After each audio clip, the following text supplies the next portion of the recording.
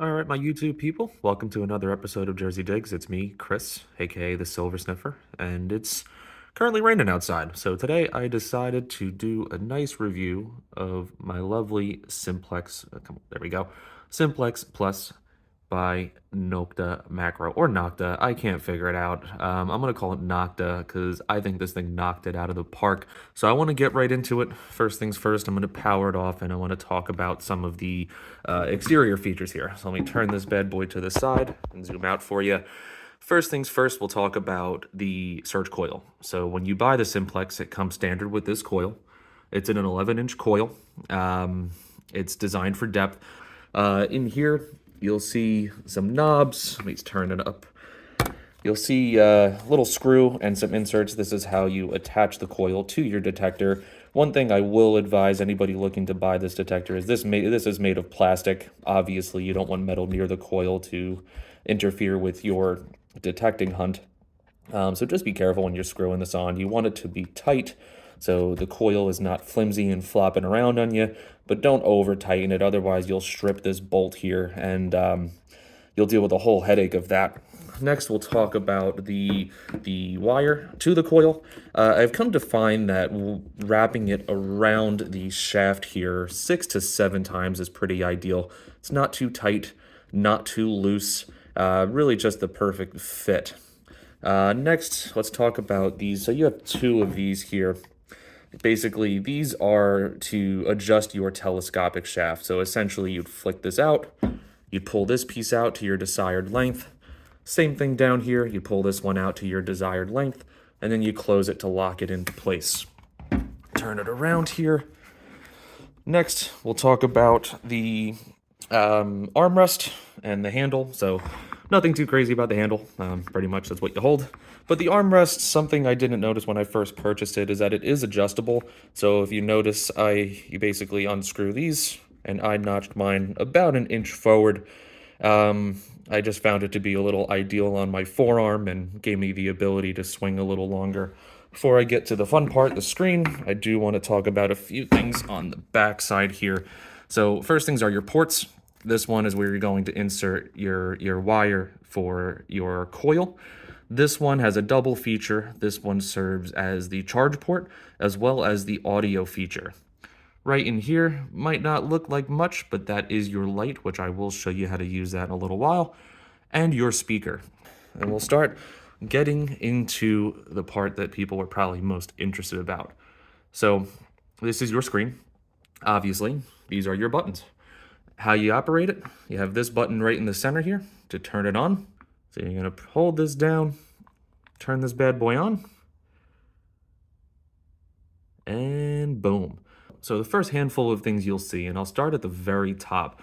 So you see the numbers 10, 30, 50, 70, 90. That is going to be your target ID scale, and it ranges from 0 to 99.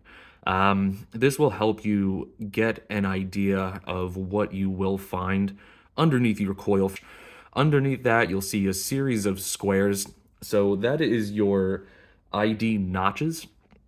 And what you can do with that is eliminate certain notches in here. So say you don't want to hear anything in the 30s in a particular area because all it is pull tabs or something. You can eliminate those signals. Below that is your modes, and we'll breeze through them real quick. So the left one that's black up there, the third piece down, that is your field mode.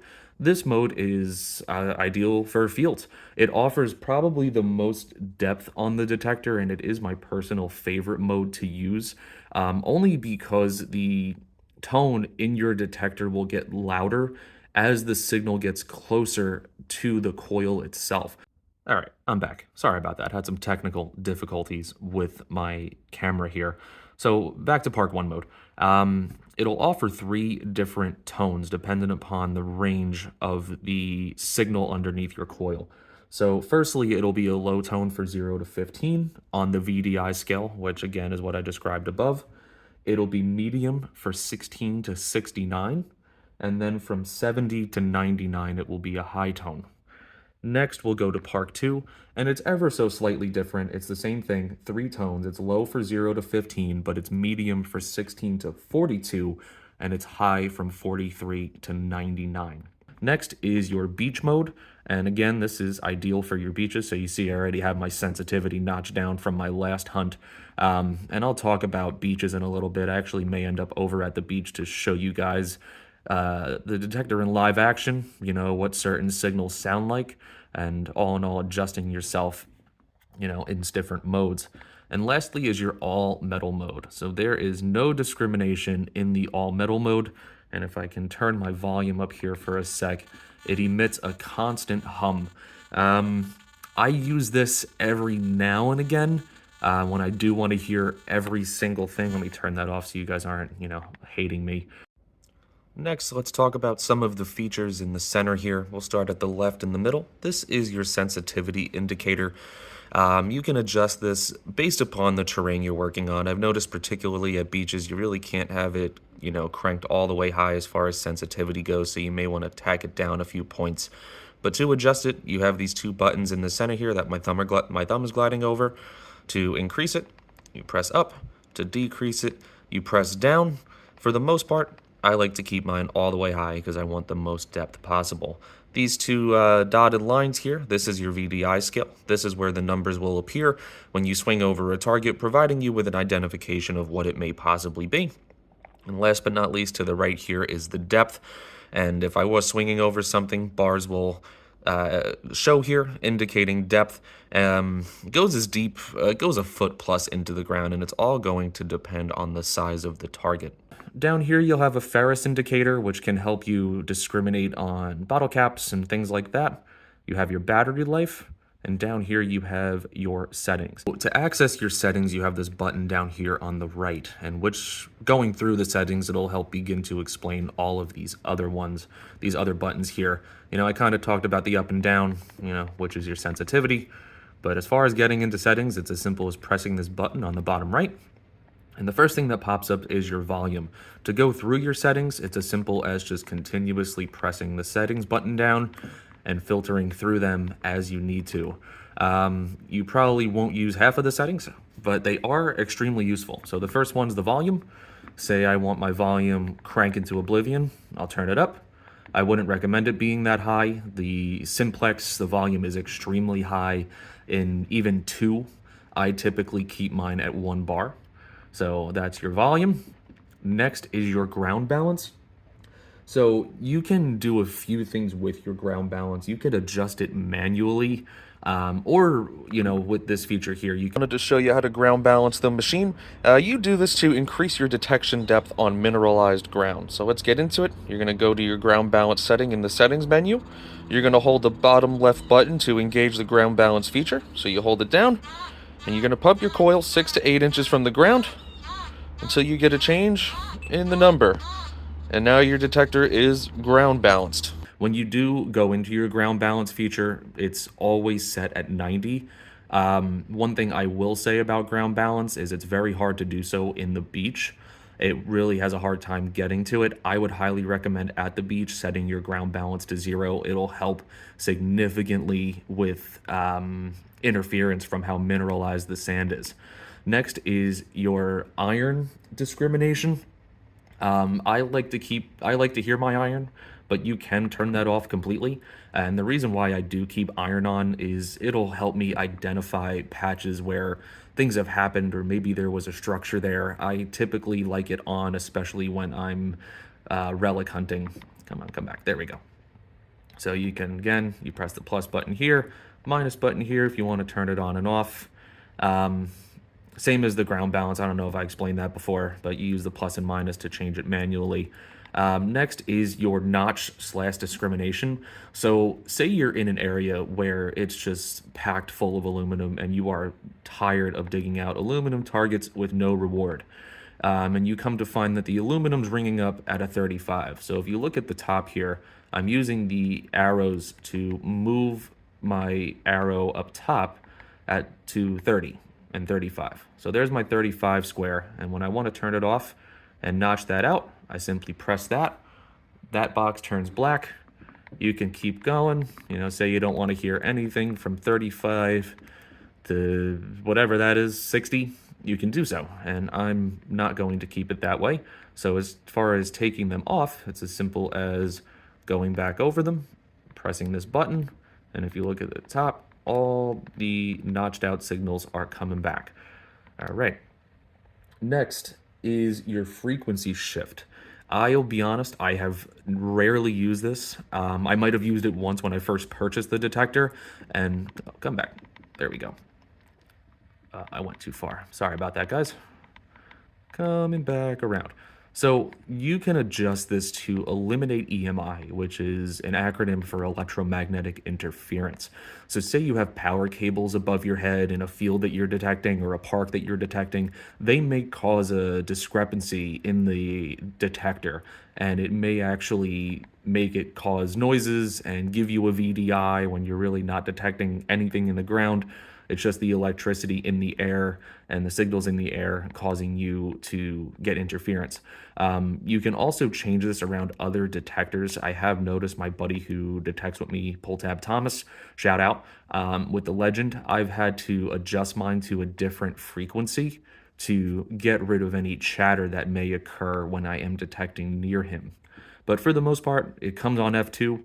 I pretty much keep it on F2. Again, unless there is interference. Next is your Bluetooth, which I won't show on this video, but say you have wireless headphones, there is the ability to connect them here. Next is vibrate. As far as turning it on, again, these arrows are all you need. You press plus, it turns back, it vibrates. You press minus to turn it off. I'll use this from time to time. Say I forgot my headphones or I'm detecting at the beach and I don't want to wear headphones and talk to you guys. And there's people around and I don't want to bother them, I will keep my vibration on, and the handle itself, so the handle itself will vibrate. So pretty neat feature. Next is your screen brightness. So there are a few different things. You have these 4 black bars and then A through A4. So you can turn your brightness off, which you won't see anything. I like to keep mine about here. Say you do go to A1, A2, A3, A4. This will be basically, it keeps the screen black unless you get a signal or you decide to adjust something with these buttons down here. And last but not least is your flashlight. And again, it's as simple as pressing the plus button and the minus button to turn it back off. All right, everybody, so caught a break in the weather. I am at a rather turbulent beach, but I wanted to make a effort in this video to show you what certain things will ring up as. So going from right to left, we have a Kennedy half, we have a silver quarter, we have a silver dime, have a big chain, we have a teensy weensy chain that you can barely see, and where are you? We have a gold ring. So I'm going to start it off in field mode. I haven't changed anything, I haven't updated the ground balance. I'll show you that in the beach mode. Let me zoom out here. So the first thing you'll notice in field mode, everything sounds the same, no matter what. But the one thing I do want to show, say I raise the detector up. Let me get over a target. Hear the tone, now I'm getting closer. And that's how I know it's right there. Really easy in finding surface finds like that. You know, when it's chirping that loudly, it's wonderful. So that's field mode for you. I'm going to switch it over to park mode and show you what certain things will ring up as. I think we'll start with the gold ring. Solid 22. Let's go to the silver chain. Solid 20. So it just goes to show that the chain's ringing up so low because it's just so fine and small, you know, so you really can't predict what's gonna be silver at times. That one completely threw me for a loop. Same this one. This is a, you know, a 1 ounce silver chain. The clasp is a little messed up, so it's loose, and I believe that's what's causing it to ring so lowly. Next, we'll go over Kennedy half. Gonna ring up a solid 95. Talk about the quarter. Solid 92. So clad quarters ring up about the same. You know, at depth, they're gonna ring up the same. However, I have noticed when a silver quarter is pretty close to the surface, you're gonna get a 92 for the number, and a clad quarter will typically be a 91. Go over to my dime. 79. Pretty much no matter what, dimes are ringing up as 79. And then your gold again. I'm gonna skip the other park mode because it's a very similar one. Next, I'm gonna talk about the beach mode here. So I'm gonna walk over to the beach. Again, I haven't changed my ground balance. I haven't changed anything yet. Coming up to the water, and you're gonna start hearing it, right? Getting chatter. I can't swing. This is the one downfall of the Simplex. This is not multi-frequency, so it's pretty hard to eliminate this. But when I want to go into my settings, I go to my ground balance. Let me zoom in here for you.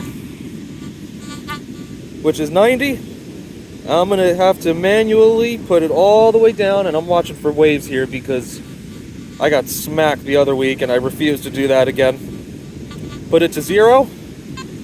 Okay. See, we're better. You know, my sensitivity's down. I believe if I put it all the way up, I'll probably get a little more chatter. But all in all, the thing's functional. You know, it's pretty good considering it's single frequency. But now that I'm in beach mode, I'll walk over to my targets. Hopefully nobody stole them. No, I'm kidding. There's nobody here. Just tripped over a crab trap. Fishing pole. Back over my targets. There's your gold. There's your dime. And in beach mode, they'll all sound the same. No matter what depth, no matter what, all sounds the same. Last but not least, I am in all metal mode. Again.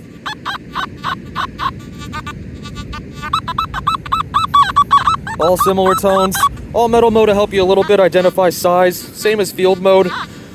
But outside of that, I wanted to keep this short and sweet. Show you the beach mode, how to ground balance it. And I'll probably end up adding a wrap up to this video. And boom, presto, just like that, I am back from the beach. Hope you enjoyed the video. I may have missed a few points here and there. If I have, my apologies, but I did try to be as descriptive and informative as possible here. In the last part of the video, I wanted to talk about a few of my gripes with the Simplex, and it's not much. I really don't have much issue with it. The first thing I'll talk about is in here on the port. You may not be able to see it on camera, but I am beginning to deal with a little bit of corrosion. I do a lot of saltwater detecting, so I'm under the impression that that's why it's happened, and I just haven't been on top of cleaning the detector.